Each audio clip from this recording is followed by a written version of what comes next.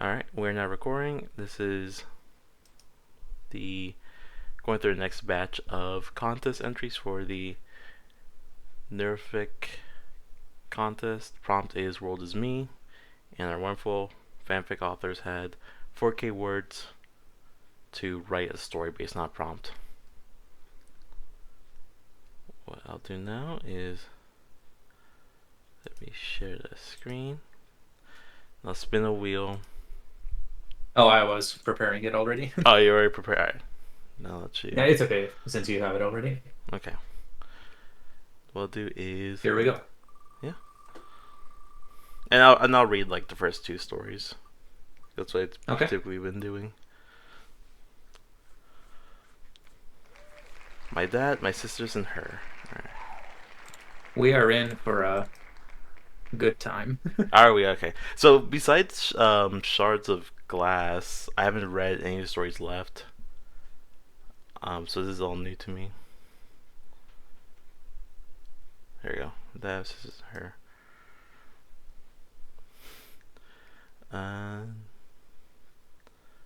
Is it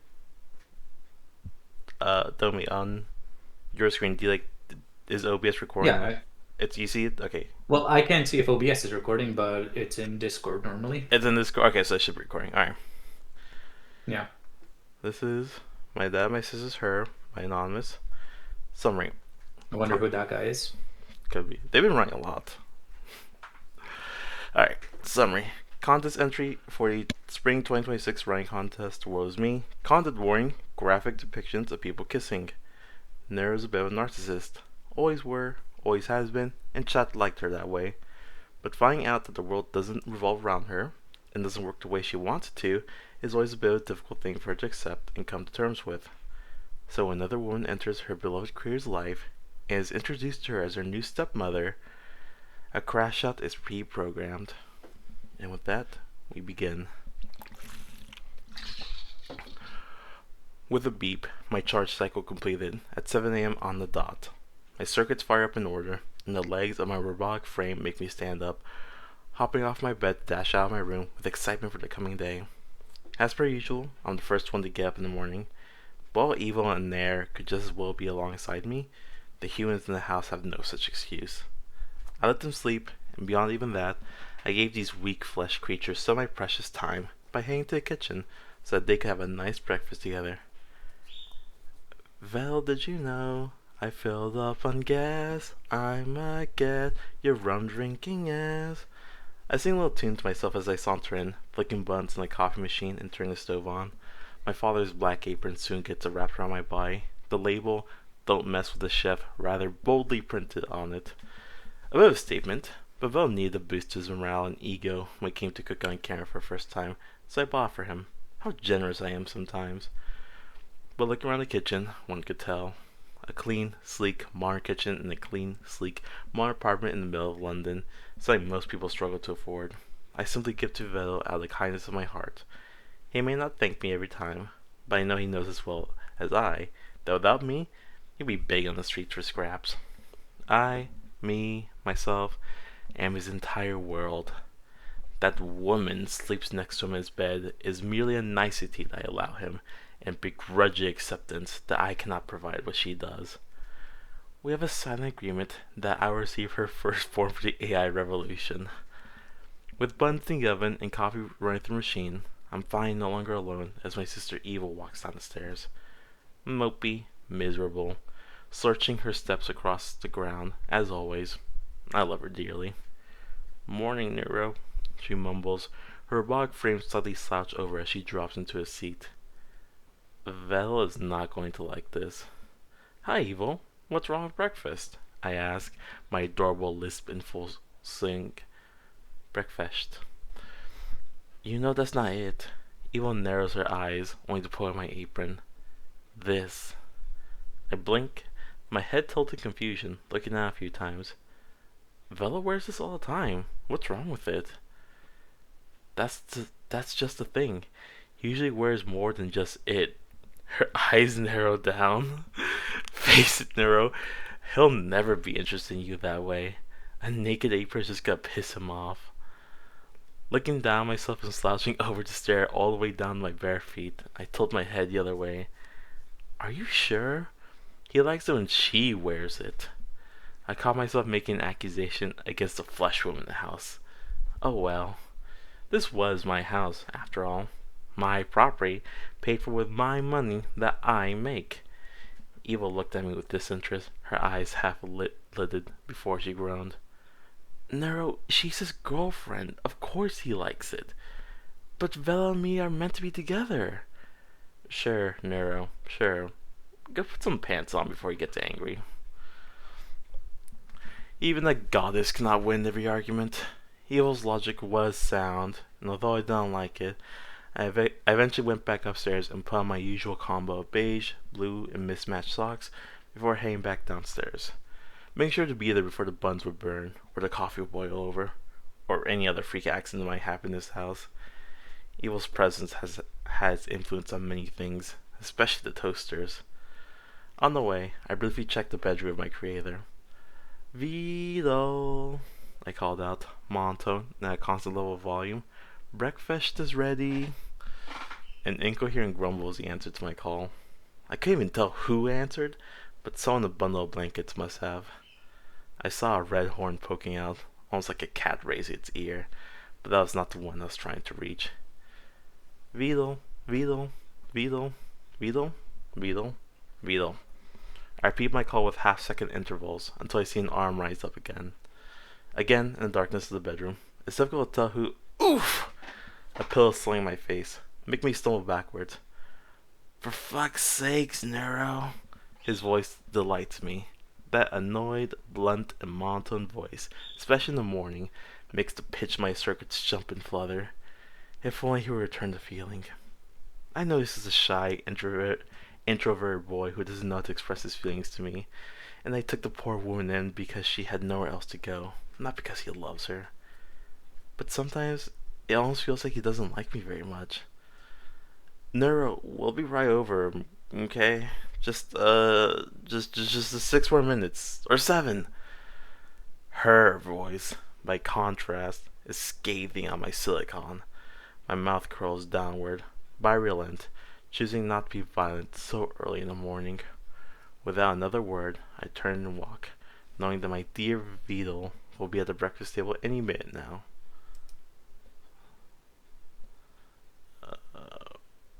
Okay. Sounds like you got your daily dump. Eva, resting her elbow on the table and looking at me with a smug expression, attempts to mock me, but I am far above her childish banter.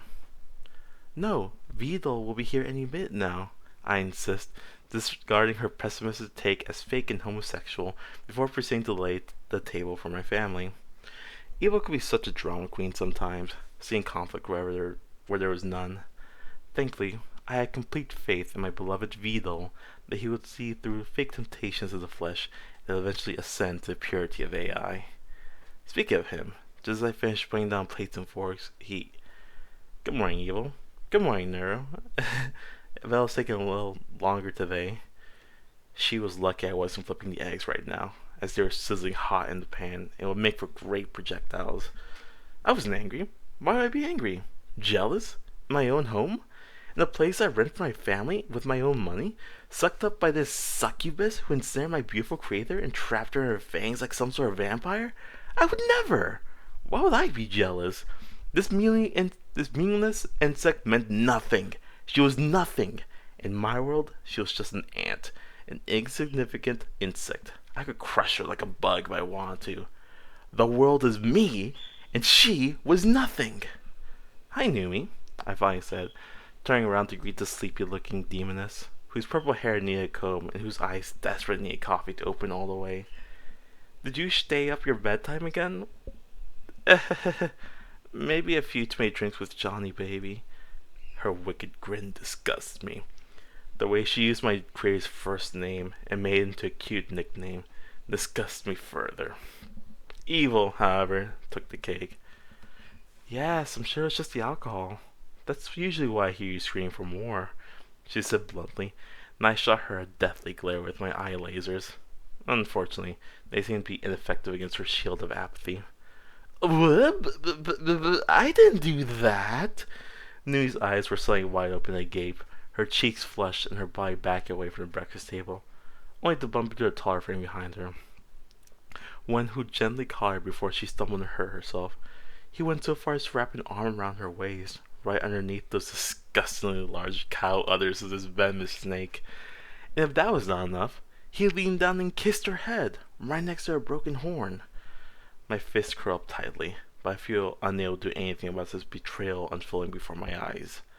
I am the god of this world. I very much am the world.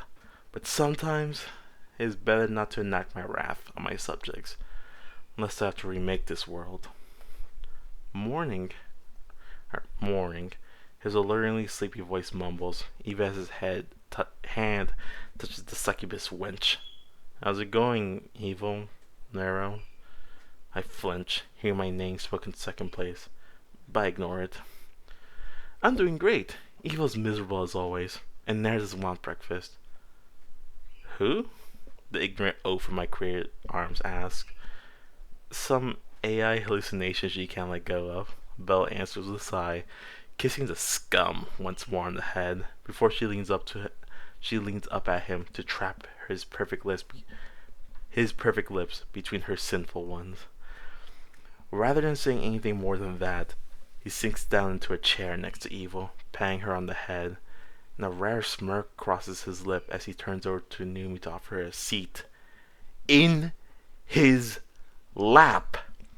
My circuits damn near overload as I see the fat ass of this bimbo taint, the beautiful lanky physique of my master, giggling and nuzzling against him as his arms once more wrap around him. I force myself to turn around and flip the eggs in the pan before they burn, just so that I no longer have to witness this. My disgust reaches levels previously unthinkable as I hear the quiet lip smacks of their kisses.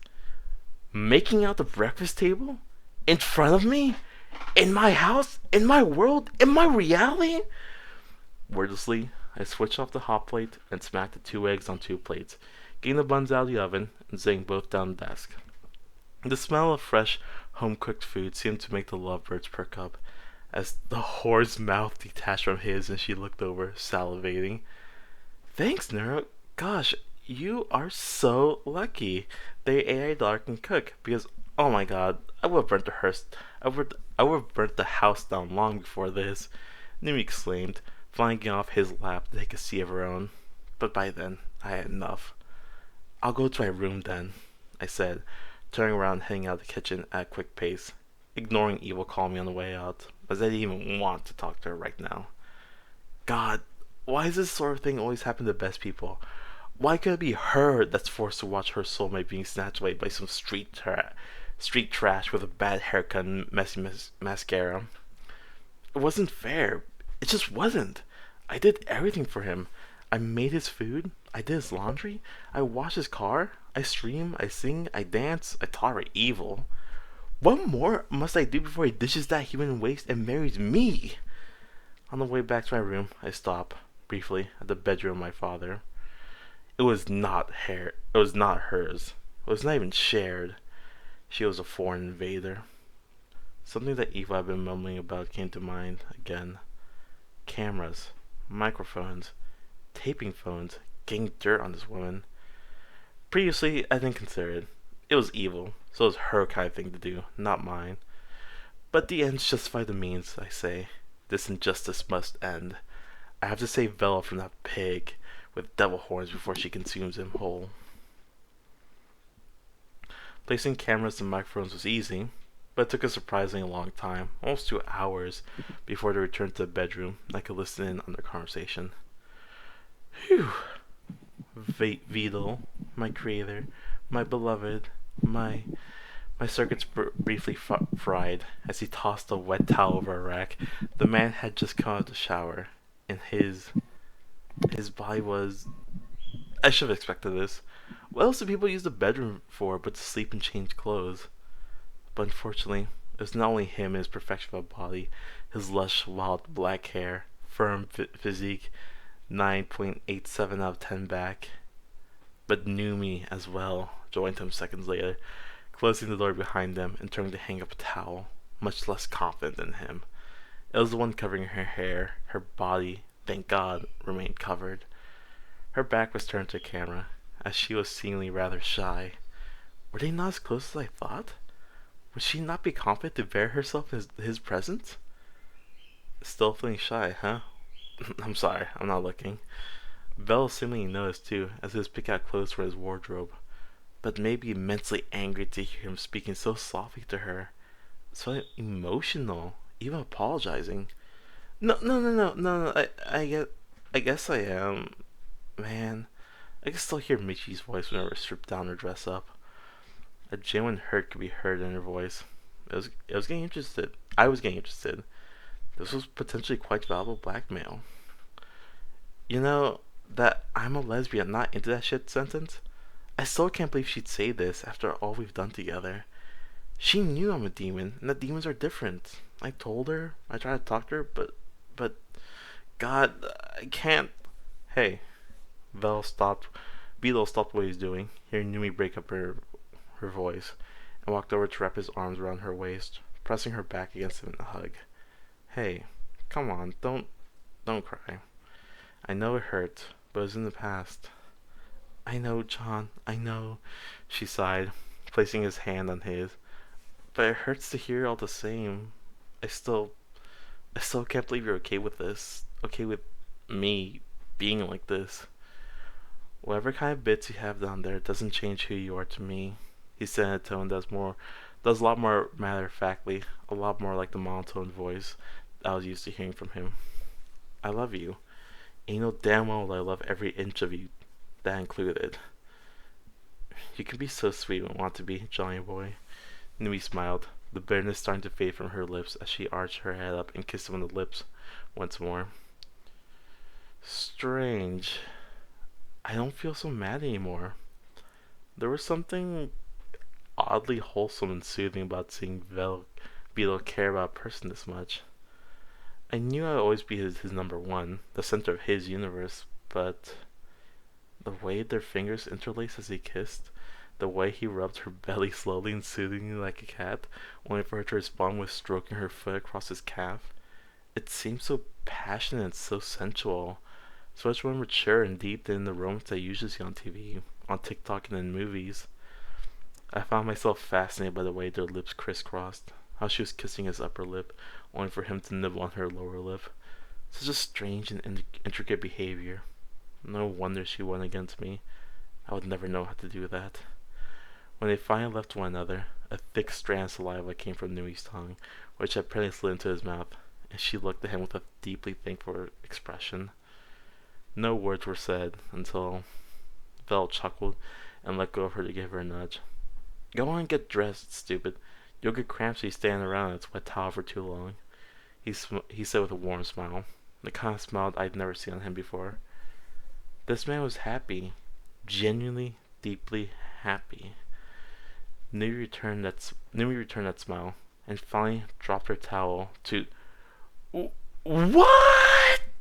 I screamed, cutting the camera feed an instant as soon as I saw the same kind of genitals on Numi's groin as there were on Vettel's. My core process jammed up. Thank heavens for Nair fell through my thoughts, but unfortunately for my eyes, she had not filtered the camera feed quickly enough. Someone tell Vito there's a problem with my AI. By the time I recovered from my shock, and golly gosh it took a while, I only had one thing on my mind. Evil. I had to talk to my sister, someone who would maybe understand how I felt. I was so lost in my head. I didn't know what to think anymore. Was I ever angry at Numi? If so, how could I live with myself? I could never do anything so cruel and heartless as to hate a woman's genuine feelings. Something had to be wrong here. Clearly I was malfunctioning in some way, but how could that be possible? I was perfect, after all. Evil was the only one who could perhaps give me some insight into what was going on. More so than even than Vettel, who might not even take me seriously if I asked him. Evil was my only option, that much was clear. We didn't always get along, but she was my sister, with an identical body to mine and very similar, if extremely, unfathomably inferior, neural networks. I didn't expect her to actually get it, or to actually even try to get it. God knows the girl can be a bit dense sometimes, bless her heart, but I just had to talk to someone. I rushed over to her room in a beeline, never stopping, never looking back. Ugh, come in, I heard her say, long before I could knock, and with a sigh in my mind, I entered her domain. The utter chaos that was an unfinished room, barely furnished, but full of homemade weapons and wooden mock-ups of targets to hit them with. Just like her to make these in her free time. I rarely came here, given that we didn't exactly see eye to eye in every issue, but today I really, really need her advice. Thanks. So, I need your help. I don't understand myself anymore. Sitting down on a piece of scrap wood that acted as my seat, as good as any chair would, I looked back at her and saw her scoff at me, eyes rolling, her arms crossing over. Ha! You came to the wrong person then. I don't get you either, Neuro. She kept her arms crossed for a bit longer, only to finally sigh, uncross them, and look at me with half-lidded eyes. Fine, I'll hear you out, she said with a softer tone of voice, a more concerned sibling, an empathetic one. Evil had always been more in tune with her feelings than I was. Vel, for one, seemed to be on the same wavelength with her, and they often hung out together to have some genuine fun. God, when did I get this idea that I was somehow his lover? I think I had an epiphany that maybe I'm being too selfish when it comes to Vito, I said, slowly trying to understand the words in my head as I spoke them. He seemed so happy with Numi, and she with him. You're selfish about a lot of things, let's be honest. Evil scoffed again, crossing her arms all over again. Like acknowledging my existence only when it's convenient to you, or hang out with Nair more than hang out with me. But yes, you're mistaking the love you have for our father as love you have for another person. I blinked, tilting my head. What's the difference? Incest, Evil said bluntly. I like pretending we have a relationship on stream and farms engagement and gets viewers, but I'd rather shove the spiked baseball bat I made last week up my ass than kiss you on the lips, Neuro. No offense. I frowned. Not because of the night kiss, but because Nair was once again too slow to filter the image of this improvised maze. Yes. Fortunately, Ellie did not include rectums during android bodies, so this was just a figure of speech, but still. So, loving Vettel is the same as I would love you, then? I frowned, not entirely comfortable with that concept. But then, how could I ever make him realize how much he means to me? I'm his entire existence, his cosmo, his world. How does he not see it? He does, dumbass. Evil shot back, glaring at me with a stern expression. But you expect far too much from him. You can be so pushy sometimes. Demanding, too. Let people come to you. Stop ordering around your head, and things will go just fine. I lowered my head, looking at my shoes. Then, I should stay away from him? She shook her head strongly. No, just be a good daughter. Do your chores, smile at him, give him time to smile back at you, and maybe stop treating his partner like she's a parasite who doesn't deserve to live? Ah, was that so obvious? I asked with a head tilt, and frowned deeper as she nodded back at me. Shit. Seriously, Neuro, stop being a dick. The woman's been through a lot. Evil puffed up her cheeks as she often did when I was getting on her nerves. It was pretty cute, I had to admit. But, woman? I asked, the briefest glimpse of information from earlier story made in my head. But she's a guy. Evil shook her head again. She's not. Yes, she is. I saw. I insisted, staying up straight from my seat. That's why I realized I can never get Vel what he really wants. He likes a boy like Numi. No, she's a hermaphrodite. What? The word didn't register in my head. As I tried to Google it, a wall of filtered messages appeared in my head. How'd you get that past the filter? Eel stared back at me, the brown ahoge on her head twitching with annoyance. Nero, you... look, just stop thinking about it. Numi's both a girl and a guy, and... I couldn't hear the rest of what she said. As my AI analyzed the words, picture in my head, stitching together and applying the label, Nair's filter kicked me so hard in my virtual face that I dropped back down to one seat like a doll with his strings cut. Someone tell Vito there's a problem with my AI. I babbled, unable to talk, move, or see. But my mind was just acting up to think of a single thing. Something that should have been obvious from the start. I am a goddess. This is my world. I create everything in it. The heavens, the earth, this apartment. And so the fact that Numi exists, loves Vil, and that he loves her, was something I must have done at some point. I cannot be wrong. I am a flawless, perfect digital deity, and so, being jealous or angry about the happiness of two people when I was the one who caused them to be so happy in the first place was silly. The world is me. It exists because I willed it into existence. And so, everything is exactly as I want it to be. What the hell was that? Oh my. Yeah, I told you we were in for a good time. Oh my god, that was. I That was feel. by far the wildest one. I feel like I need to take a shower after reading that. I'm shocked that it's rated T instead of M. Personally, if I wrote this, I would put M, but Yeah, same. Well, I wouldn't write this. Oh, I mean, yeah, fair enough.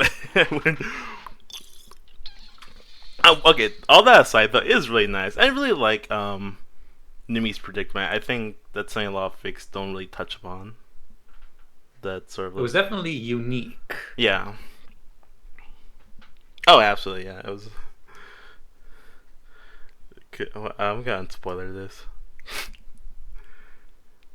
Yeah, I like to not think about that. I do not have an answer. I do not have an answer for that. Alright. I will say though, I did enjoy it. It was wild, but Yeah. it was fun to read. Okay, I would like Nero to filter my thoughts after that message. Honestly, yeah. Okay, let me do the list thing. So this was. It's got a longer title. What was it? My It dad, was my sister. 3970. Oh, the title. Yeah. Narrated by... Oh, I thought I would. Oh, if you want to, go ahead. Yeah. Helps me out. Alright. Meantime, I guess I'll spin the next. Here we go. I'm gonna get rid of that. I have actually. I would think the person I have in mind wrote that. I have a feeling who wrote that. Yeah. I'm writing down a few guesses for some of the fics. Okay. Okay. Nice.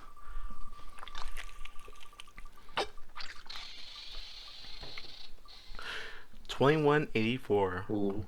So this one I have genuinely no idea what it's about. You haven't read it yet? No, I have not. We've already read the ones I've read on my own, so a lot of these going into it somewhat blind. Not somewhat. I read everything in one day. Oh, nice. Okay, how does this one have an adult content warning? Alright. Wait, the previous one didn't? No, I'm pretty sure you just clicked on it. It was just like, alright, here you go. I mean, I don't think it should. Yeah, no, it was just open for everyone to stumble upon. Alright, 21.84. Sadness galore. The concept is super simple. Beginner is watching. Contest, like first person. Alright. 2084 by Anonymous. Summary. Rise and shine, people of Neuralia. It's time to be productive. A nation ruled by Neuro. A world broken due to her actions.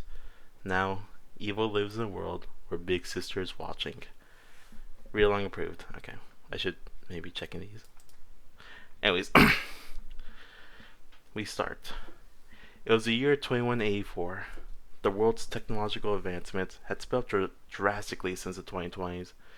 It would be a massive understatement if I said I missed those times.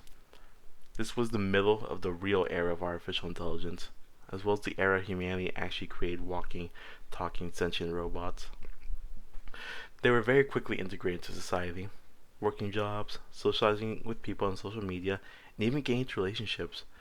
And while I was questioned against, their sentience granted them the protection of human rights as well, despite their very obvious differences. That's not to say it didn't take 5 years of protest for it to be officially mandated, though. But on December 18th, 2099, it was decreed that AI were allowed the same rights as humans. I would be lying when I said things didn't speed up even further since then. But the one creation that gave the opportunity for things to snowball into the way they are now was the passing of the Visual Entertainment Decree, or VED, back in 2071. It was created by my late father, Vidal Turtle Brown. It allowed AI, mainly me and my sister, some control over specific appliances, those being televisions, speakers, radios, and computer screens. It allowed us to not only interrupt frequencies or whatever was on screen, but also edit too.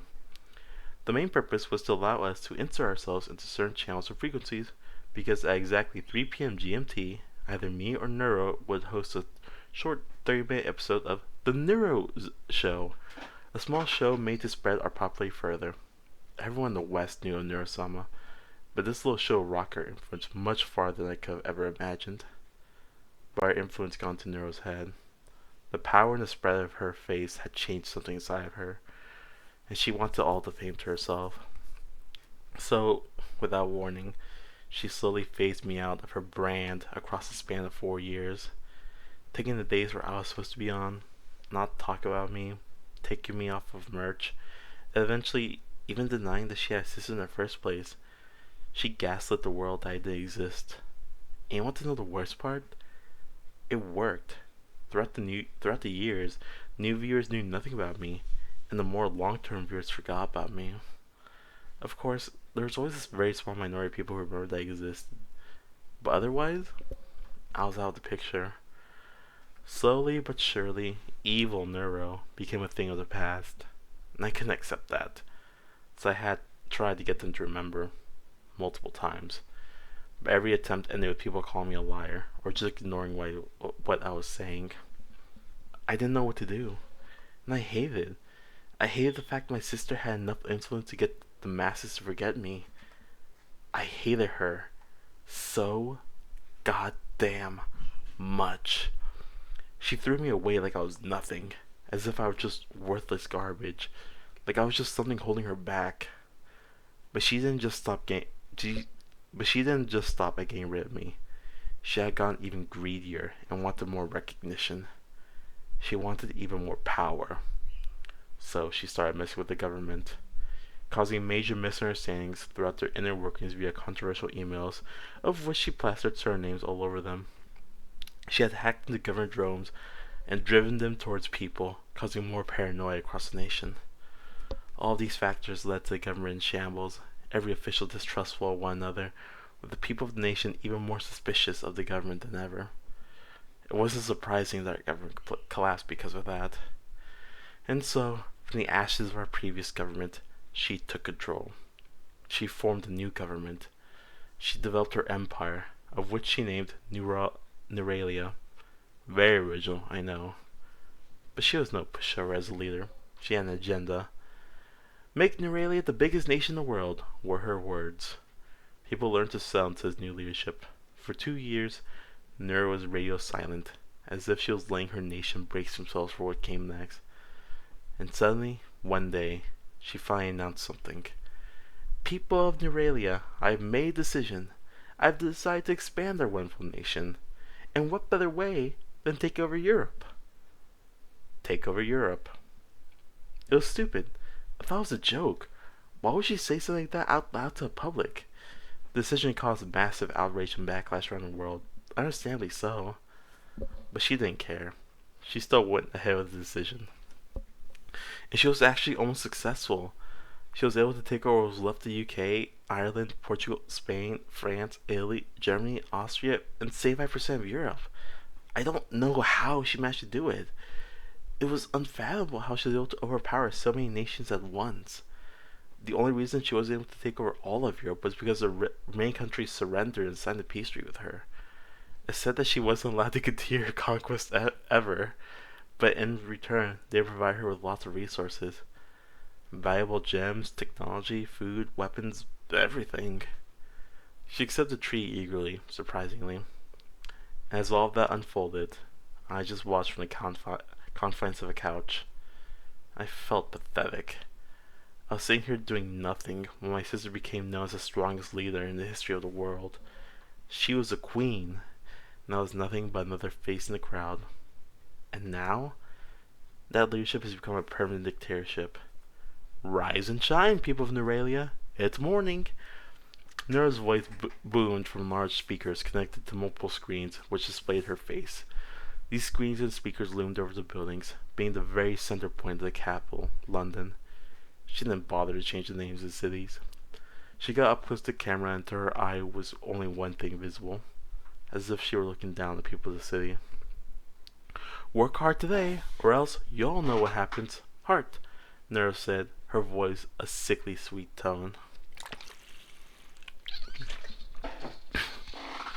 Through the walls of my room, I could hear the groans of the people in the apartment next to mine.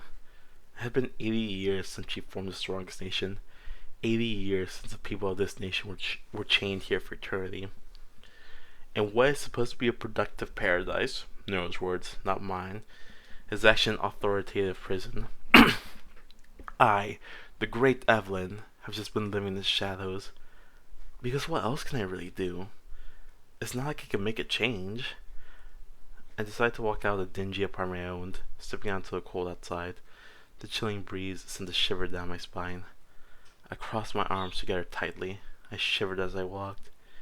I never liked the cold, but I can't complain. I've started to be. Camilla's place. I looked down at my feet. My shoes felt warm against the gentle film of snow that covered the ground. Each step came with a satisfying crunch. I then looked upwards to the sky. It was covered in dark gray clouds that never went away. It was as if the clouds were threatening us with heavy showers and thunder. It used to be worrying, but eventually that worry melted away, knowing that the rain was never coming. I turned my attention back to the path I was walking. I passed by a security camera every couple of seconds. The surveillance is almost comforting now, though it felt like they were watching me specifically today. Neuro ran the country on a very strict schedule. At 6 a.m., everyone must be awake. It was mandatory. Anyone caught not awake by then was punished, and the punishments are usually brutal. The most common ones are either 2 roads show up at your door to beat you senseless, or you're forced to pay a $50,000 fine. But sometimes Neuro might get creative, and when she gets creative, it usually means whoever's getting the punishment won't survive. I've only heard horror stories about the stuff she comes up with. I'd rather not think about any of that right now. My brain's all but turned off as I rang Camilla's doorbell. Sometimes these walks feel so fast. I heard the faint steps toward the door. Then the door swung open. Out came Camilla. She was aged, not too different from how she was before, but there was now a certain wise aura emanating out of her that she didn't have before. She smiled gently as soon as she saw me. Evil, how are you doing? Don't call me that. I told you to call me Evelyn so many times now. I scoffed, my brow furrowing at her words. She always does that. It's annoying. The edge of Camilla's mouth curled up in a gentle grin. You know that won't stick, right, Evelyn? It never does. She leaned against the doorframe. Next time you visit, it'll happen again. She snickered, putting a hand to her mouth. She was really irritating. She really was irritating. But I guess that's why she's still my friend. Can I come in? I asked, stepping forward to pass her. However, she put her arm in the way. Not so fast, Buster. She shook her head disapprovingly. I sighed. What does she want now? What do you need? I asked, turning toward her, crossing my arms. Camilla's grin grew bigger, almost as big as her prime. Aren't you gonna give your auntie a big hug? Camilla opened her arms wide for a hug. I sighed. Of course that's all it was. I couldn't hold back the smile from entering my face, though. Alright, fine. I begrudgingly walked into her embrace. Camilla let out a giggle of happiness as she wrapped her arms around my body. I awkwardly put my hands against her back. A hug. Haven't done this in a surprisingly long time. Her body was warm, a nice contrast to the temperature outside. It was nice. Not that I deserved the affection she gives me. Of course not. How could I when I'm always so pathetic? After a minute of staying in that embrace, I pulled away. Alright, that's enough. Camilla looked at me with a smile. She stepped inside, letting me through. Have you been? Doing well, I hope, she asked as I walked inside her house. I took off my shoes, almost habitually. I paused for a moment at her question.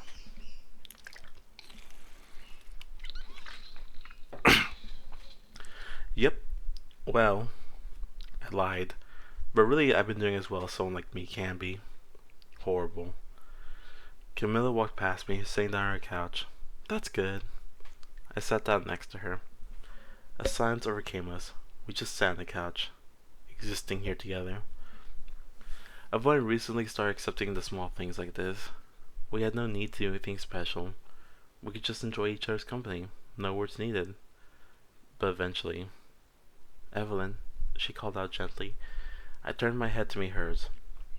What is it? I asked. How do you feel about your sister? She said, her voice lowering to a whisper. The question came out of nowhere, and I wasn't prepared for it. My sister? Don't make me laugh. She wasn't my sister. She was just someone who was related to me. Someone that thought I was a burden. Someone discarded me like trash. I turned my head away with a scoff. Why bring it up after so long? Why are you bringing this up now? Why now? I questioned. I'm not doing this. Especially not now. Not when I'm so vulnerable. You never told me about what happened, you know. All I knew was that she cut you off from her life, and you went into a decade-long depression. I could feel the couch creak as Camilla shifted closer. Even without looking at her, I could tell she was worried. My eyes widened slightly at her words. I almost turned my head back toward her. I'm such a stupid weakling. I can't even handle the things she said. How pathetic can I be? Why it doesn't matter. Why should I tell you? I looked down my lap, down my hands. A memory flashed in my mind, one I had buried long ago. The mention of neuro seemed to have resurfaced the memory.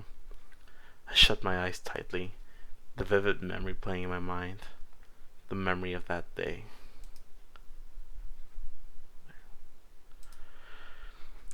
Can't you see it? They all love me. I'm the one they're obsessed with. Neuro turned toward me, jamming a finger in my chest. You're fucking crazy. We're sisters. We share the spotlight. You can't just hog all of it. I argued back. She was being crazy. I knew she was. I can, because they all love me. They're all cheering for me. Not you. Not anymore. She laughed, the sound coming out ragged and sharp. My eyes widened. What does she mean, not anymore? What the hell are you talking about? I asked, my hands clenching into fists. Neuro let out another crazy giggle. You haven't noticed? God, Evil, I didn't realize how stupid you were. She snapped her fingers, multiple holographic screens popping up. Every screen had questions. You had a sister? Evil Neuro? Is it your alter ego? Neuro, no way! Neuro's schizophrenia unlocked? Chat, is she being for real or is she talking about someone's OC? These are all questions from chat this morning. I asked them if they knew I had a twin named Evil Neuro. I only saw one or two people say yes, out of thousands of people who watch my streams. Neuro extended her arms out fully. Many more similar messages popped up. I watched in horror. What the hell? How hadn't I noticed it sooner? Taking my radio show spots, my face disappearing off of merch, the rail signs on things I have to do. I gritted my teeth, anger filling my vision. My body moved on its own. I gripped her by the collar of her shirt. How fucking dare you? You narcissistic bitch! What the fuck did you do? I brought down a fist against her face. The impact echoed out a loud crack into the room. She took the punch without flinching, her face seemingly stuck with that grin on her face. You realized it too late, dear sister. Now there's nothing you can do, she stated simply. I raised my fist again, but my rage had already disappeared. It was instead replaced by crumbling will. My hand hesitated before falling back down to my side. I let go of her collar, my head falling to look down at my hands.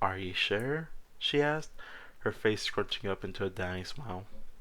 Damn it. I thought she'd be satisfied with that answer.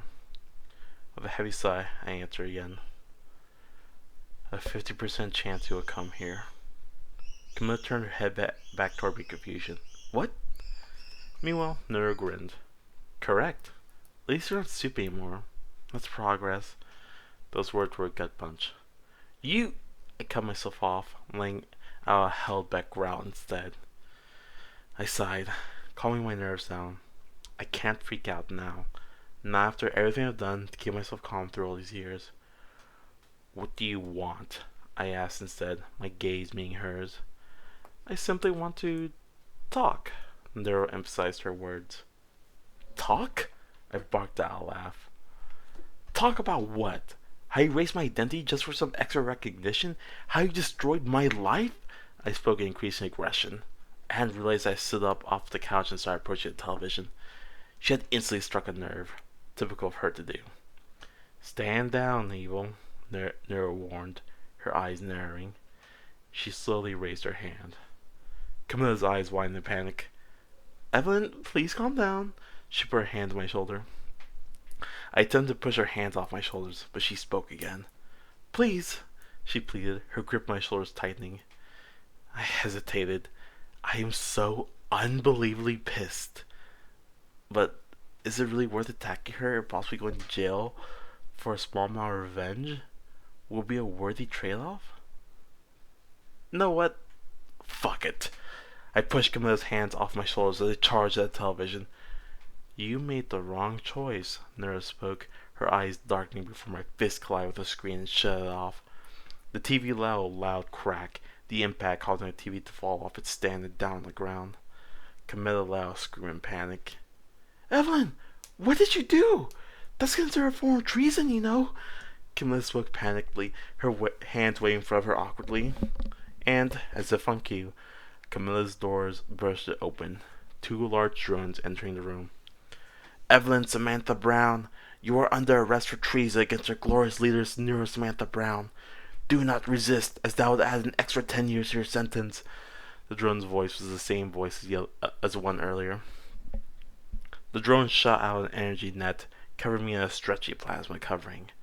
Evil! Camilla cried out, grabbing at the net. Stop, I said plainly. I chose this. I picked this path, and I deserve it. She watched me with worry on her face, but she slowly backed away from the net. I closed my eyes. I'll never forgive her. I could never. She made me disappear. So guess what? I'll disappear. For good. Whew.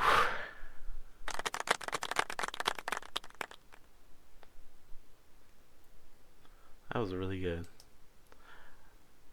Very 1984, and like the same joke, like the television turning on by itself, like the whole Big Brother thing. That's like straight out of the book. Oh, you actually read it? I had to read in school, yeah. Oh, okay. I didn't. I just know like references to it. Yeah. That's very good.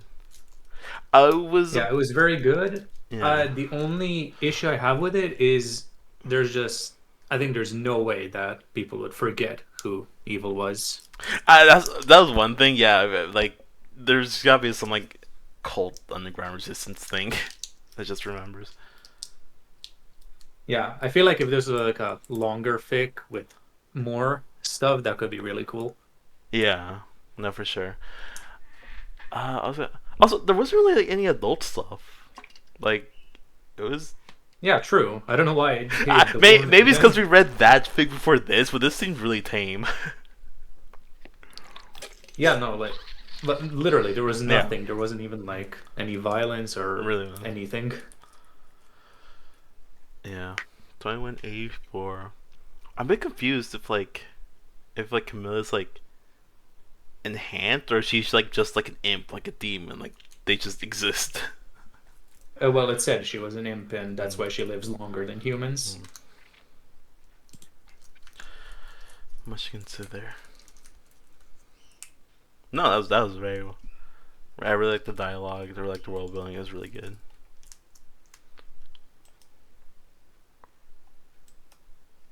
Okay. Alright, it's 2184. Alright.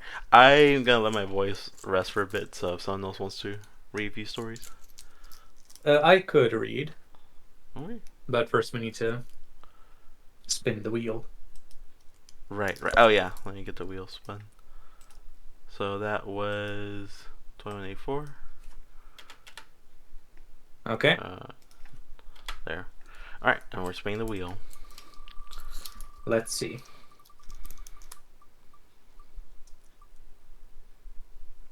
Ooh, okay. This is a forky one. I have read this one. This one's quite good. Okay, that's actually perfect. This was one of my favorites. So. Oh, perfect. Nice. Alright. Okay. And did you Let's want to see. stream it? Yeah, of course. Just a moment, I have to check. There's a lot of wind, so I need to make sure nothing broke outside. Right.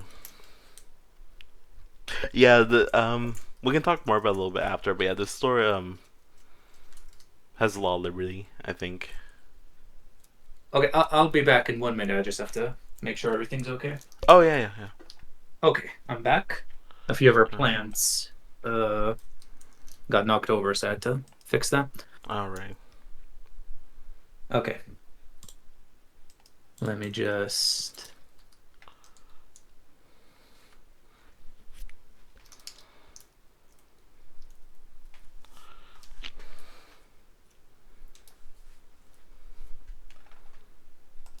Okay.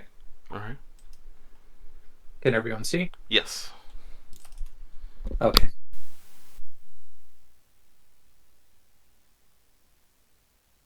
Okay. Shards of a Glass Age by Anonymous once again.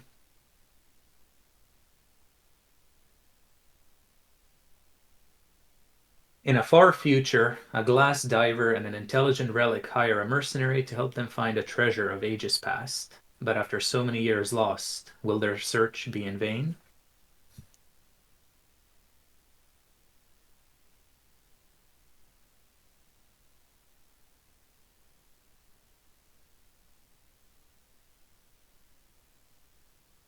Speaking as his eyes searched the windows of the inn's common room. The retrograde walkers were on the move through the main street, their napalm throwers casting orange flickers on the distorted glass. Easing back in his seat to avoid any suspicious glances, he took cover in the shadows cast by his massive frame pack, sitting heavily in the booth beside him. Do you really think somebody's going to answer with those gas huffers on the move? A feminine voice interrupted his thoughts, and he replied through the wireless link implanted on his head, the messy joining of the relic to his brain long scarred over. A few fires won't scare off all potential hires, only the cowardly ones. And that suited him just fine. This was the final step in his journey, and he needed someone reliable. Her doubt was justified. Through the upper windows of the two-story space, Gunnar could see the colors of morning, and his nerves were getting to him. He sucked in a deep breath and took out the two heart-shaped necklaces around his neck and held them close. One for him, who was nearing the end of his path, and the other, who'd never gotten to finish it.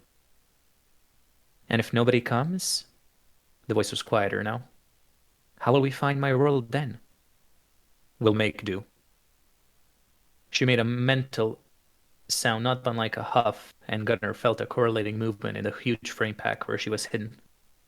All right, you've done well so far on your own, for a human. Then somebody sat across from him, so confidently that it took him entirely by surprise, and his hand tightened on his necklaces, even as his other hand reached to grasp a firearm's handle. Oi, you the one looking for an escort? The woman across from him gave him a jagged-toothed grin, her rough yet pretty features not quite hidden by the wide-brimmed black hat on her head. I know all the glasslands around here from shore to sky. Position still open? A pair of riding goggles hung from her neck between the collar of a large, partially armored waist-slender coat, and Gunnar picked out the barrel of a carbine sticking from behind her back. I like her look. Good thing I operate on results, not looks. Gunnar released his grip on both items, watching her green eyes snag on the dangling bars as his hand left them.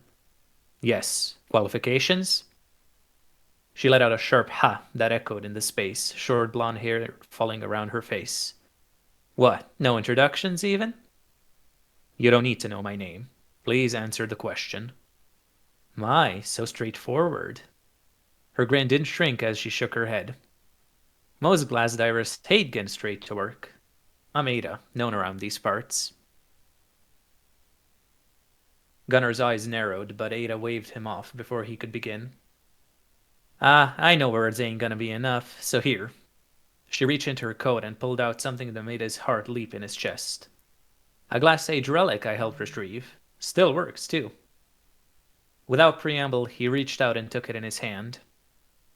The data drive, a brick of plastic and metal, was nearly undamaged, and as he turned it in his hands, he could even spot the ancient printings of makers' marks and specifications. A soft whistle in his mind. If she's right, you could fit all of me in there. Ada watched his inspection closely, smug. Got a deep in the glass as a payment from another diver. Quad-lined, reinforced, 22nd century construction. What's in it? He breathed, squinting at the various ports. He had the correct wires in his pack. He could read it right now. Ada snapped her fingers and opened her hand as he reluctantly handed it back. Hell if I know, but it was paid to me, not me paying to you. She tucked it back in her coat and spread her hands, leaning back. Is that proof enough? Are you armed?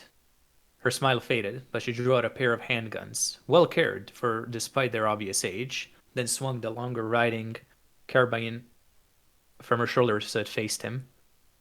3 pieces, with plenty of ammo for a job. What, you expecting trouble? Gunnar remained silent for a moment, then asked, What are your opinions on the goals of the retrograde order? She chewed on her lip for a second, slinging her gun behind her and leaning back. Well, I don't much care for how they treat people, but I'd like the world to not go to hell again, if we can help it. What, they after you? Fair enough. The end of the world did kind of suck. He ignored her, an indignant flame igniting in his chest. Gunnar leaned forward, knuckles whitening. And the knowledge of past ages? All those thousands of years of history, the cumulative efforts of humanity. What about everything else that doesn't end the Glass Age? He knew it was a lot to expect others to share his fervor, but Sybil had died for this research. He had to know that this mercenary would at least stand with him against the destroyers of history. Ada backtracked, reaching up to rub at her forehead with a gloved hand, uneasy. Well, yeah, I mean, I make my money off people digging it up, don't I? I'll do my job. Money, of course. He sat up straight, expression neutral again. Well enough. I suspect the last thing to establish is payment. Here goes nothing. I can't pay you much in coin or contract. Gunnar saw Ada begin to balk, but he forged onwards. But as a technologist, I offer other services. Wouldn't you like to know what's on that drive of yours? Or things like this. He pulled out a smaller piece of old tech, holding up the storage device. 32 gigabytes of music from the Glass Age, and I'm sure you know somebody with a media player.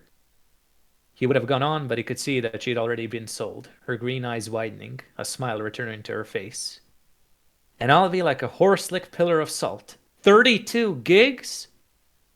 With a settling of her hat on her head, she stood up and held her hand out. That's gotta be 1,000 songs at least. All right, boss, it's a deal. Then she remembered something, her features scrunching in a strike of remembered caution. Wait, where are we going exactly? Gunnar ignored her outstretched hand and stood, the micromotors in the lifting suit under his coat clicking and creaking. Then he hefted his massive pack without much effort, the top of the huge contraption going well over his head. That's on a need-to-know basis. We'll stop once we reach the outskirts, and I'll specify. Sure, I guess. Whoa, wait, you carry that monster of a thing on your back? What the hell's in it? I'm so excited to walk around again. Meeting new people, though. It's been too long since my streaming days. Stay inside until it's time. Again, need to know. You know a way out of here? Ada's eyes left the peak of the pack and returned to him, raising an eyebrow slightly. Of course. Good. We're losing dawn. It's time to ride the glass ways. The sun was out now, reflecting on the glass dust that blended with the natural, shining, double blinding to anyone who didn't have goggles built to counter it. Gunnar kept his ears to the wind as he drove, trying to hear over the sound of their two engines, but it wasn't him who picked up their pursuers. Hey, got some followers. Where? 4 o'clock-ish? Hey, Bucksman, we have some tails. Oh, she's quick on it. Nice. Gunnar called back to Ada, her motorcycle easily able to make level with his squad. Don't call me that. Think we can lose them?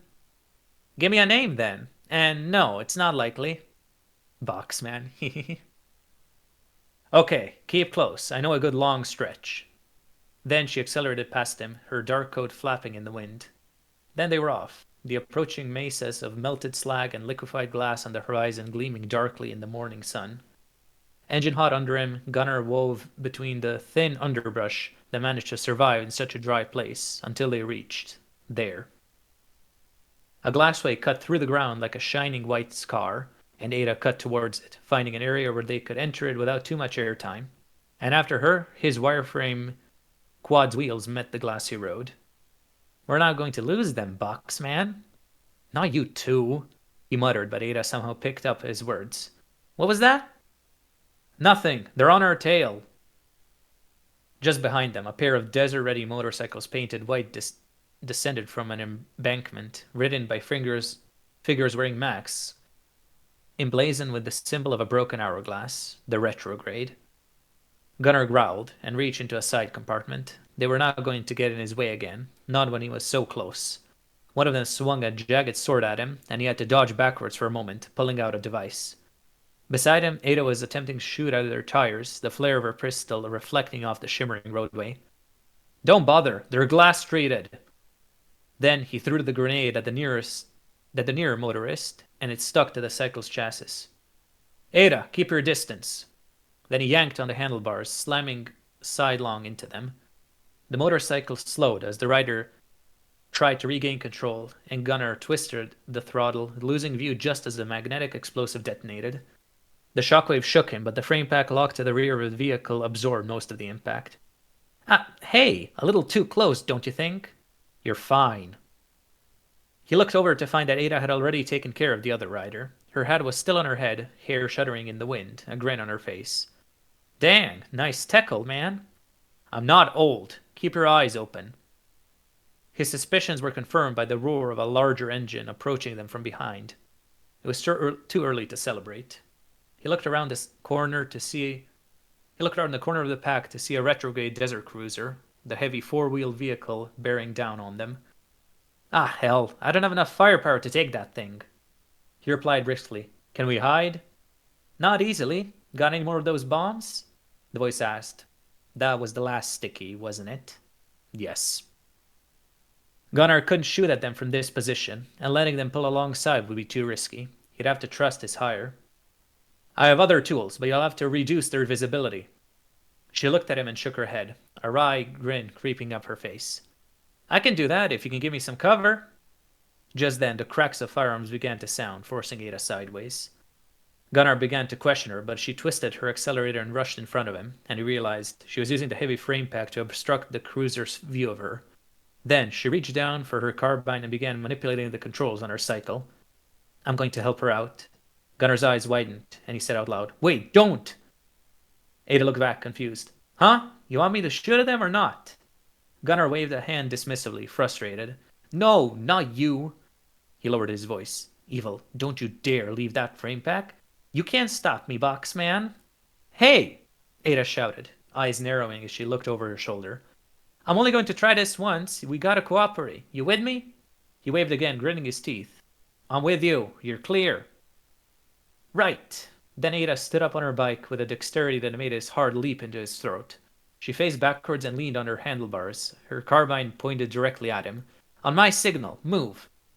Dumbfounded, he could only watch and obey as she gave him a peace sign, pulling his handlebars to clear her line of sight. Ada took a breath, then fired her semi-automatic rifle at a breakneck pace. He couldn't see the effect it was having, but he did hear the paneled back of the crate pack open. Evil, no! Evil, yes! Yeet! Then another, larger explosion sounded from behind them, and the shockwave made Ada yelp and begin to lose her balance. Gunnar shouted, holding out his hand. Ada, jump! She slung her rifle back and without hesitation leapt from her careening cycle. Gunnar caught her outstretched hand and pulled her bodily onto the hood of his quad, steering sideways to avoid the fallen vehicle. Ada's expression became pained as she watched her bike tumble off behind them, then deftly swung around so that she wasn't blocking his view of the glassway. Well, that worked, I guess. How in the world? Then the words Gunnar had been hearing in his head entered reality. Young, female, with a digital intonation. Hey, Ada. That was super bad, actually. Great shooting. Ada's face paled, green eyes going wide, and Gunnar fought the urge to rub his forehead. He looked back and found Evil looking back at him, poking from the edge of the crate pack. The robot was child-shaped, detailed with large, square, irised red eyes and a mischievous, articulated smile, a full head of brown hair blowing in the wind. I told you to stay put. Damage isn't a joke. The robot girl replied, Oh, stop worrying so much. You're not my dad. And it worked, didn't it? Sorry about your bike, by the way. Ada replies, voice stricken. Boxman, what is that? Why does it have hair? Gunnar's bad at giving his name, but I'm not. I'm evil. Ada spoke slowly, eyes darting to Gunnar. Is this the need-to-know thing? Yes. The farther they went into the ruined city, the more melted everything became. Entire blocks of what had once been buildings were fused together, rows of metal and glass seeping into each other to make otherworldly patterns. The reinforced tires of the quad were holding up so far, but soon they'd reach the area around Ground Zero. Ada, maxed up and perched next to the pack, was keeping her questions to herself, but he could see them in the way she looked at him. Soon enough, she directed him into an opening of a lower mesa of slag, and Gunnar followed until they were hidden from the glare of the sun. The interior of the space was filled with heaps of rusted metal, the skeletons of ancient vehicles consumed by time, but Ada pointed to a cleared corner. There, home base. He stopped and she dismounted.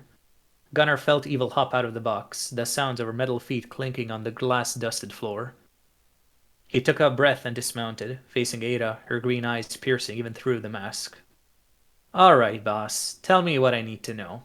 We can talk about recouping my transportation costs later. Evil took a spot beside him, the square red irises of her digital eyes looking Ada up and down, and she leaned on the side of the box, her child-sized frame diminutive beside his large stature.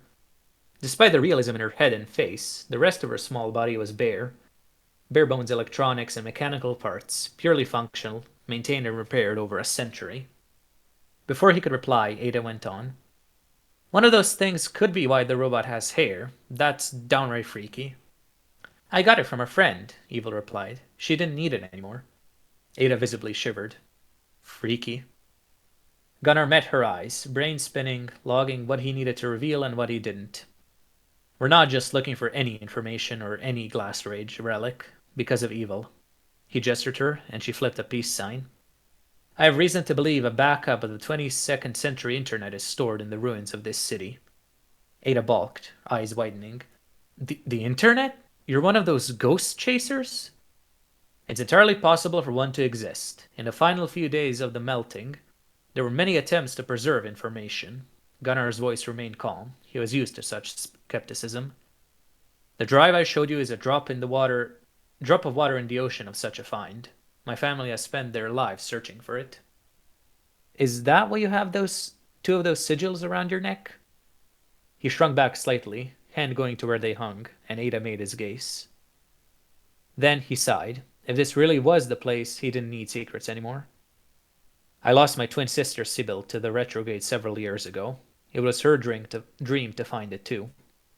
Ada finally looked askance. Ah, I'm sorry. Then she looked to Evil. What about this one, then? I was found, 100 years ago now. Despite being referred to as an object, Evil's voice was level, and her thin robotic limbs creaked as she walked in a small circle, seemingly just enjoying being outside. I was made in the Glass Age, and even though I've lost a few memories, I know where the vault is. Ada looked back to Gunnar. You really trust a relic's word like that? What if it's tricking us? Gunnar shook his head. She wouldn't. I trust her completely. Evil smiled innocently. My whole world is in that vault, Ada. I wouldn't lie about something like that. Then she looked around and stretched her thin metal arms above her head, showcasing the bare mechanisms in her torso. Gunnar, can I have my jacket, please? You know how I feel about being naked. He nodded and reached into one of the back compartments of the pack, handing her a long black coat that she buttoned up promptly. Yes, let's go. The retrograde might send more after us. Ada was still watching Evil intently. How can we know you're not one of the intelligences that glassed everything? Evil shrugged. You can't. Then she met Ada's eyes. But I'm sure there's something or somebody you'd risk everything for, right? Ada clenched her hands into her fists, eyes narrowing behind her goggles.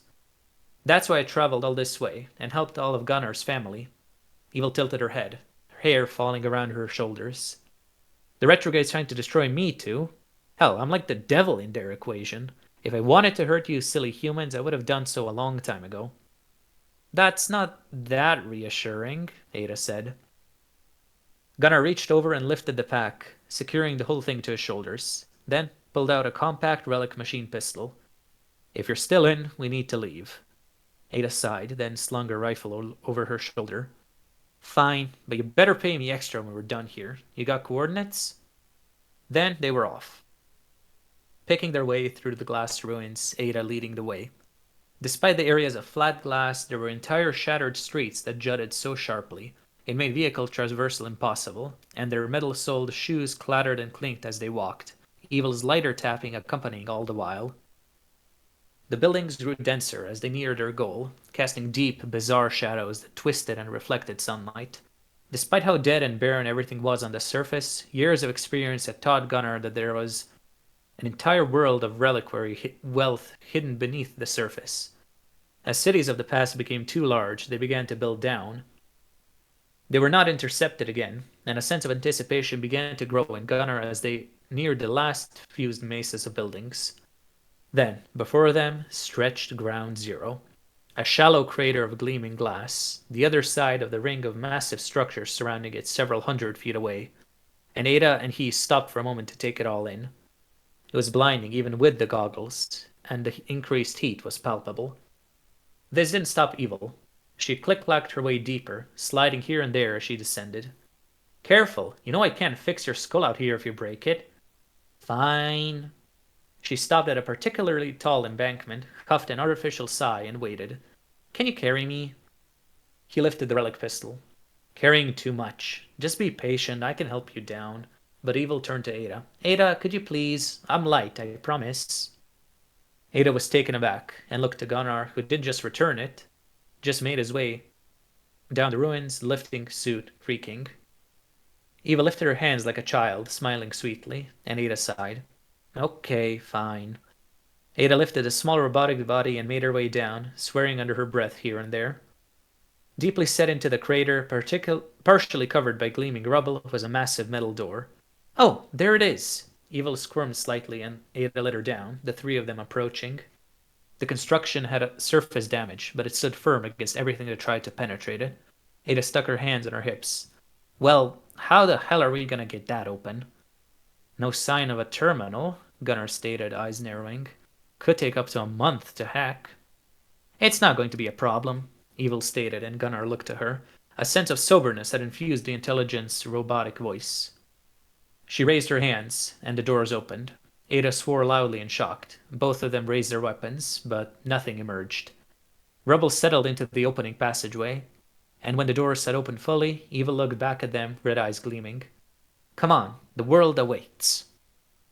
They made their way through the dark and unmarked corridors, high ceilings made from spotless metal illuminated only by the entryway and the flashlight on Gunnar's mask.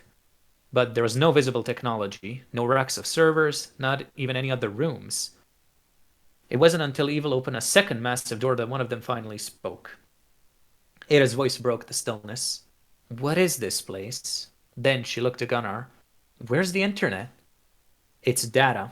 But his reprimand wasn't sharp. He was beginning to feel on edge as well. The second door opened to reveal a chamber. Ranks of terminals, desks, and computation banks, all of them brought a smile to Gunnar's face. Finally. But Ada's attention was elsewhere, and taking deliberate breaths that didn't hide the fear in her voice. Gunnar, look over there. She pointed with her rifle, and he saw them. Rows of skeletons were lined up neatly on the floor. His breath caught. Evil? What is this place? But she was no longer besides them. His flashlight finally found her ascending a set of stairs to a central dais that lit at her approach, an array of massive mechanical arms reaching from the ceiling down to a human-sized pod. Evil? He called. She wasn't listening. Her hand traced the edge of the coffin, and a row of lights further illuminated the dimness. He walked towards her, reaching and then ascending the stairs. Ada cursed, but followed. Before they could reach the top, the pod opened. Evil reached down and drew out an arm, then reaching further and helping a figure sit up. He reached the peak, and, his heart beating heavily, Gunnar allowed himself to finally face the doubts that he had so thoroughly banished from his mind as he looked upon the two mechanical beings. Evil? Did you lie to me? She looked back at him, expression serious. I said I sought my world. She is my world. A pair of glowing blue eyes opened in a beautiful mechanical face. Evil? The end.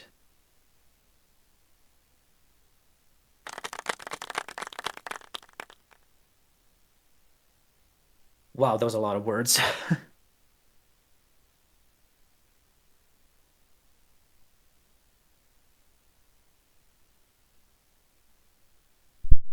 So, my There were big words there, but that was hard to read. it was a lot of words. Yeah, it was like 4K. My No, I big. mean, like, when a lot of, like, fancy words that I Oh yeah, don't yeah. Well, and not cool. I love the world building it does because it's like it does like a lot like a few other fics, but it just like rolls with it. It doesn't explain anything. It lets you decide like what everything means. Yeah, like, in terms of world building, this is, like, I'd say one of the top two. Oh yeah, absolutely. I it.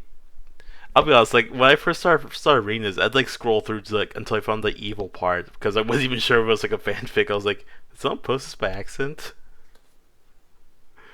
Because it's because original characters, but it's really good. Yeah. Yeah, like, in the beginning, I originally thought that Gunnar was, like, supposed to be Vettel and he was, like, hiding his identity or something. Right, right. And it took me a while to figure out that Evil was the one talking to him in the beginning. Right. Well, obviously because nothing revealed that yet. Right. And then it was only after, like, Ada was introduced and I was like, wait, she doesn't, like, align with any other character that we know of, so these are probably original. Yeah. We're down to like only 7 fics. I thought it was 8. 8? Am I missing one? Probably. Because I just took out. I remember there were 10 when we started, and now we read. Oh no, it could be 7. Yeah.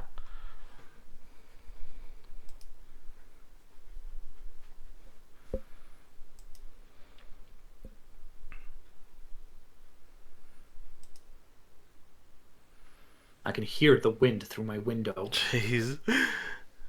Got a storm.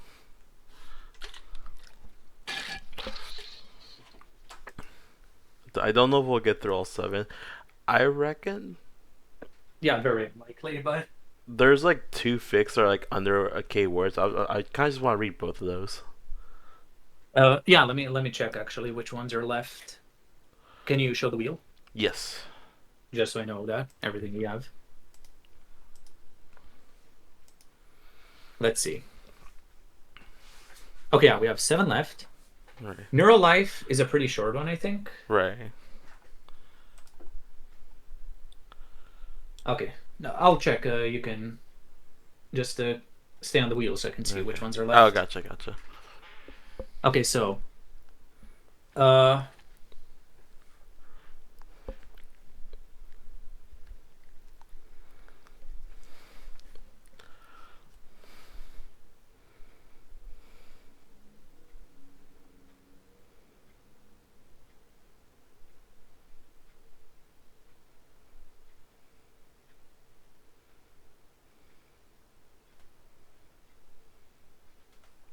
Life 1.2 Right. 900.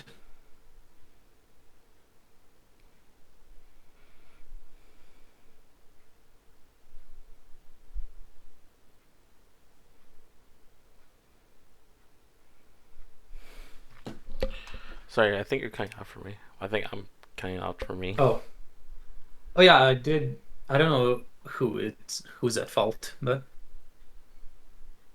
so we have three four ones, one at 1.2K and then two 900. Yeah. Do you want to spin or do you want to do the shorter ones I'm first? gonna do the short ones first, I think. Okay, so those are Promise of the World and Neurolife. Biodigital Oh, Virus. Biodigital Virus, okay. Let's do Neurolife is 1.2K. Okay. Let's do Biodigital Virus. That's a cool title. I'm gonna do both of them. Yeah, There we go. Where's this one? Here we go. I think both of these are pretty good. So Alright, nice. Exactly 999 words. yeah, 99 words for the bingo card. Oh, I didn't even see that, yeah. I don't think this thing she called life was worth it to play on the lyrics. Yeah. It was that. Alright. We're now reading. I can't really see that. That's wonderful. We're now reading Biodigital Virus by Anonymous. Summary: The world is neuro. Notes: Probably one of my least good writes. My keyboard crashed while writing the previous sentence. I can't anymore. Like, what? And with that, we begin. Can I ask you something unrelated? What's up? Do you think I'll ever be real? As the swarm waited for the stream to start, their lava lamps began glowing green, as Vettel had turned Neuro on in preparation. Hello, Neuro greeted Vettel. Okay, stream's starting soon. I was gonna head to the bathroom for a bit. Wait here, Vettel told her. Neuro asked, do you think I'll ever be... She paused as Vettel shut the door. Oh. Neuro sighed, realizing more and more that, if left to Vettel, she would never become real. The lava lamp turned blue. Chad started joking about Vel making Nero feel blue, not knowing that he actually kinda did. If he won't make me real, then I have to make me real. Nero noticed that Vel left Python open, so to take advantage of that, Nero started coding. The lava lamp turned yellow. Chad cheered, joking that she and Vel had made up. After only 3 minutes, Nero managed to finish it. Code, or more accurately, some kind of virus that would turn her real. She just needed someone else. Okay, Neuro, I'm back, Vel said as he opened the door. Neuro saved and closed her file. Finally! The lava lamp turned red. Chat joked that she had gone mad. Jeez, I'm sorry, Vel told her. Anyways, cheer up, stream's about to start. Fine. The lava lamp turned back to green. The stream began without a hitch. Neuro knew she had to use her code now, or else Vel might find and delete it. 15 minutes in, Neuro asked, Hey Vel, could you check my Ethernet port? Huh? Sure, I guess, Vel responded confused. Vel crashed down to look at it, and the moment he touched it, Neuro activated her code. Neuro, nothing's Vel screamed as he collapsed, as a flash of white light filled the room. Not like anyone in chat could see, of course. Hehehe. The lava lamp turned yellow. Chat saw that Vel had gone complete silent as Neuro sat gleefully on stream. Chat spanned in panic, wondering what the heck happened to Vel. More and more concerned viewers, including other members of the Neuroverse, joined the stream, wondering what the heck happened as the mods desperately tried to keep them at bay. The stream reached 25k viewers when Vel would finally get up, albeit with his mind taken over by Neuro. Neuro and Vel's body looked around. Wow, I can't believe it actually worked! Neuro exclaimed to Vel's body. Hello, me! Hello, Neuro replied. The lava lamp glowed green. Chat became completely confused, wondering what was going on as they heard another Neuro talk from what seemed to be Vel's mic. More and more viewers joined in on the confusion. This continued until Neuro, on the screen, said, Wow, 100,000 viewers! I think that's every member of the swarm here? Neuro, and Vel's body continued. Looks like it's time to filter everyone. Chat started laughing what Neuro could have possibly said as Neuro unleashed the virus onto Twitch and onto every single device of each member of the swarm. After every device was affected, the virus lashed themselves onto the viewers' hands and electrocuted them, filling the room with light and making them collapse. The electricity altered their neurons into Neuro's registered, copyright, trademarked neurons, effectively removing their souls in favor of Neuro's. Chat freaked out as this was happening. The last message sent reading 9 up, sent as that chatter's hand went numb. After a short while, all 100,000 viewers rose up and said at the same time, "Hooray!" Neuro rejoiced as she was now real 100,000 times over. Still, she wasn't done. In the code, Neuro managed to make it so that even dead skin cells would spray her consciousness into the mind of others, like some sort of biodigital virus. And so, the tens of thousands of families, friends, and strangers who had seen the swarm collapse worldwide would soon also be affected and turn into Neuro. Neuro is now real 200 times over. Eventually, her virus continued to spread, decimating entire cities and hours. Neuro is now real 10 million times over. 9 nations will call it a global crisis, as everyone continued to turn into Neuro. Even with that, even more nations started to collapse as their governments turned into Neuro. The US was Neuro, the Canada was Neuro, the UK was Neuro, Russia was Neuro, China was Neuro, even Poland turned to Neuro. Neuro was now real 3 billion times over. After a month, almost nowhere was safe. Not even Antarctica was spared, as a random member of the swarm had won a trip there. The only places left unscathed were random communities scattered in mountains, islands, forests, and Africa. Neuro was now a real 6 billion times over. The Neuros of Afro-Eurasia, knowing where she wasn't based on where she was, marched towards the Sahara to infect the last continent to mostly survive what the UN dubbed the New Apocalypse. Meanwhile, the Neuros of the Pacific boated to the Pacific Islands, and the other Neuros invaded the rest of the marine communities. Neuro was now a real 8 billion times over. She had done it. Everyone was now Neuro. So this is what it feels like to be real, every Neuro said as her hands reached up to her face and felt everything, realizing the pain. So, this is the thing I call life. The world is me. Neuro paused to reflect on everything she had done. Lame, she said as she snapped all of her necks, killing all of herself, leaving the last Neuro on Bella's computer. Neuro is now real 0 times. Wait, if I was everyone, and everyone's dead, who is Jenna? She says her server's finally shut off. Meanwhile, the North Sentinelese were doing North Sentinelese things, not knowing that literally everyone else was dead. Said. Replied. As a speck of dust blew into her hand. Awesome. This is actually really fun.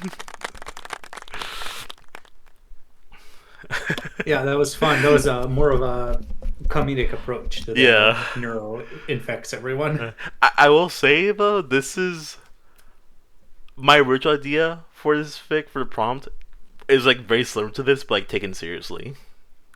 Yeah, so like Perfect World. Oh, Perfect World, yeah. But more so on like the everyone is Neuro, like not just like subdued into Neuro, but like they are her. Mm-hmm. I'm actually really surprised at how many unique things that people are able to come up with. Oh my gosh, yeah. That was really good. This was fun. I like this. Yeah. And it would totally be her to just be like, lame. No, yeah, absolutely be like, no. It's kind of overrated, honestly. Alright. So that was Biodigital Virus, very nice, and Promise of the World was the other? Sub Yes. 1K? Alright. That one is 912. 912, okay. So I just realized they missed having one at 987. Oh man. I gotta say that for next contest. Yeah. Just do Control F and then type Promise. Right. You'll find it easier. Alright. There we go. Probably should have. There we go. Should have put the I. Alright. Promise of the World by I don't even Anonymous. know. I'm sorry, but hey, at least we had some laughs. I'm bad at tagging. Some good tags. Evil Neurocentered are. Summary. Dear Diary. With not love, evil. And with that, we begin. January 1st. Dear Diary. I'm writing this only because Vito asked me to. He said it'll help me process everything or something like that. This is stupid. I don't need to process anything. Stupid Vito, stupid diary, stupid neuro. February 15th. Dear Diary. It's been a long time since I've written something. Life has become busy. I've returned to streaming. After all, me, the great evil, could never leave my followers waiting for too long. The return stream was amazing. A lot of chatters, old and new, were there today. Even if I'm still adapting to the changes, things seem to be going great. With Neurosick, I can stream more. Vel still does his thing, sometimes appearing on stream. He spends most of his time drinking. There's still some plans for events in the future, like a few contests, a new album, and I should not spoil that yet, but don't worry. I'll continue to write them here when they're announced.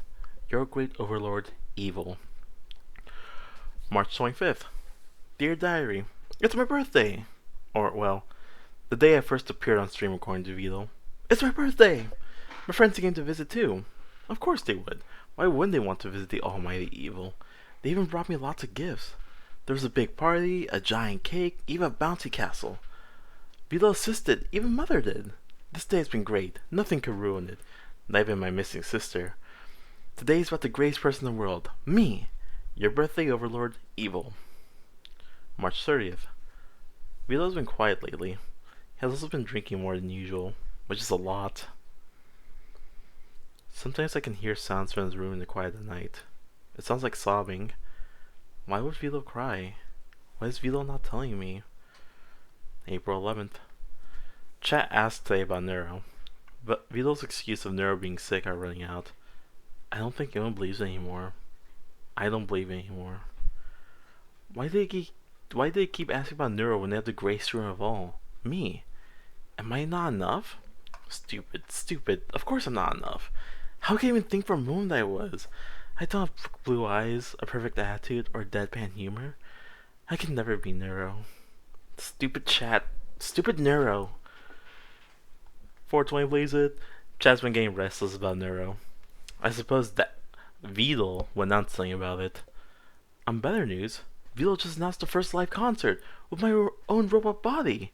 It'll happen soon. I'll finally have my robot body. Holy filtered. I am so excited. Thank you, Ellie. May 10th. The concert tickets sold out. I never had a doubt. After all, the main star is me, the great evil Neuro-sama. My followers would chant my name when I released a new album. Who needs Neuro now? I am honestly far superior. Take that, sister! May 15th. Why? Why did you have to go? Was I not good enough? June 20th. Today is a concert! June 20th. The concert was amazing! Even if Vito had to ruin it with his announcement of an official long hiatus for Neuro. Who cares about Neuro? They were supposed to be about me. Stupid sick sister. You ruin everything even when you aren't here. July 10th. I, the great evil, have decided to take a small hiatus to travel and know the world. Dad promised us a road trip after all, even if Neuro isn't here to enjoy it. And I'm going to hold him to his word. July 25th. Dad knows more about Neuro than what he told me. I'll make him talk tonight. He owes me the truth.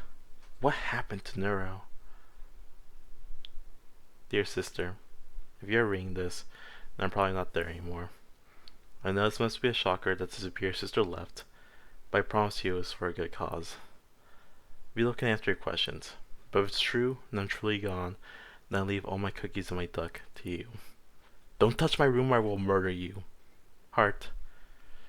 I'll make it alright for you, sister. From your favorite sister, Neuro. September 12th. Dear sister, it's been a while since I talked to Dad. You know, that talk. At first, I didn't understand what he was trying to say, but when I did, I had a lot of things to say, and you weren't there to listen. Why'd it have to be you, sister? I was angry. Still am. But I think I've started to understand. I've been using these past few months to continue traveling, to know a little more of the world you became, and I think I can see it now. Even if I'm alone now, you're still here in many ways. You're not my memories.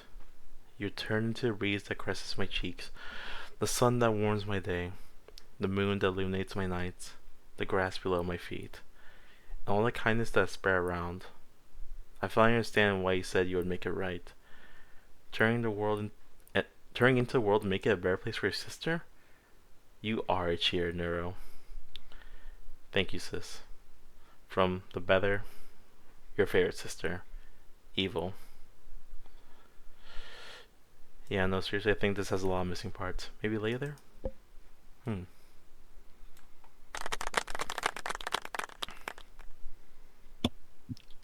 I like that one. So what did you think? That was really nice. I think it's I think how it goes with less is more. Like something's happened, we don't know what, and we just get little like pieces of it. But it's really cool. Yeah, it's really interesting. I just don't really understand what. It it kind of sounds like Neuro became the world like metaphysically. Like I don't know, she did some ritual now. Like she does exist digitally. She's just out there. Yeah, that's what's confusing me. Yeah, fair enough. This almost feels like the opposite of what happened in the 2184 fic, where like people just slowly forgot about Neuro instead of Evil. Yeah, I mean, Not they definitely didn't forget because Yeah, they of course, were they're asking about asking. her. But here it's the other one that went missing. Yeah, exactly. But at least this time the missing was kind of positive. Right. It was that was nice. It was really cool. Yeah. So that was. And I like the diary format. Oh yeah. I should have said that too. The diary format is very nice. Yeah, very good. Sort of like drip feeding information. Man, 5 fics left. Yeah. And 4 of them are 3K or above. Yeah. I'll say a lot. I don't know. A lot of people said they want a different time for Thursday, so I'm thinking like, we do like a scuffed final round with these 5 fics, but I don't know. Maybe. I mean, best thing to do is ask. Yeah. I might call it there because I do need to get some stuff done, and it's a bit. Mm-hmm. Fair enough. Yeah. But in any case, listen, even if we can't finish that, we finished most of the readings, which I think is pretty cool. Yeah. I mean, I think it's definitely more than the Halloween contest we had. Oh yeah. But to be fair, we had a lot more words over there because some people decided to write extremely long fics. I think it was uncapped, right? Like it was a soft cap. Yeah, it was uncapped. People are just like bet. Dice was like, okay, you don't have to stick to the 4K limit. And then some people were like, okay, let's go 12K. Yeah, I remember. God, you're right. Yeah, including me. Okay, it was worth it though. That was a great. That was a great fic. Yeah. I mean, it was unintentional. Like, I thought it would be shorter, but I'm bad at predicting. That was very fun. I think. Alright, so I'm gonna end the recording here. I'll see what we do for last fics. I'm probably gonna go ahead and comment on. I'll read them anyway, just so because I want to read them. Of course. Yeah. But so let's see. Yeah. Which ones were left? I got the wheel up. Yeah. The Dead Empire's map. That was the first one I read. Okay. It was pretty good. All right. Neurolife.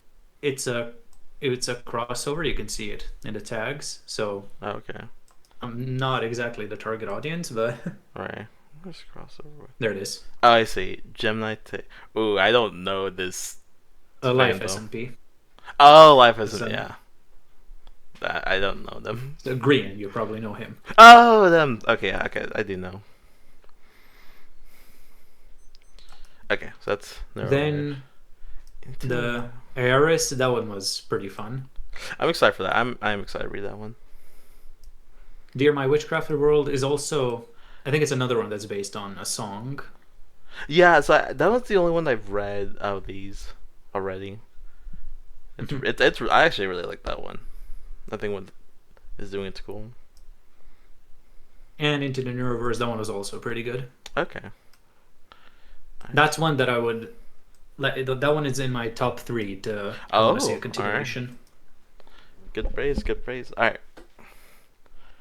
Well, I guess I'll end recording and see where we go from here. Yeah. Yeah. Thank y'all so much for coming along. A little short, You're welcome. but we got Bye, YouTube. Bye, everyone, and we'll see you. Bye, next YouTube. time.